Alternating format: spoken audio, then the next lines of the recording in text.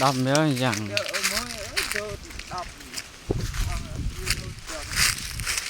kia cứ xa là hay là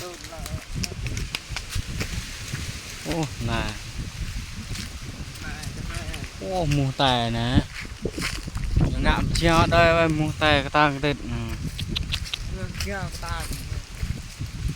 ta mùa tè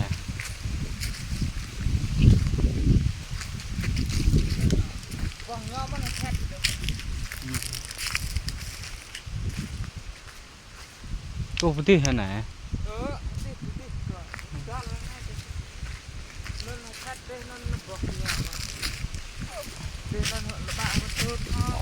sẽ đai ngạm treo ấy